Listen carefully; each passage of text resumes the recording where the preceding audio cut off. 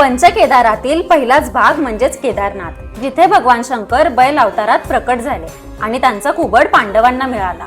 पण उरलेले भाग कुठे प्रकट झाले हे आज आपण बघणार आहोत। श्रावणगाथा दिवस 25 मध्ये तुमचं स्वागत आहे। पंचकेदारांमधील पहिलं आहे केदारनाथ, जे आपण मागच्या भागात पाहिलं। दुसरं केदार आहे मध्य महेश्वर, नावावरूनच स्पष्ट होतं इथे भगवान शंकरांचा मध्य भाग म्हणजेच नाभीचा भाग प्रकट झाला। तिसरं आहे तुंगनाथ, इथे भगवान शंकराचे खांदे प्रकट झाले। तुंगनाथ हे जगातील शंकराचं सर्वात उंच ठिकाणी असलेलं मंदिर आहे। चौथं आहे रुद्रनाथ, इथे भगवान शंकरांनी रौद्र रूप धारण केलं आणि पांडवांना इथे त्यांच्या मुखभागाचे दर्शन झाले।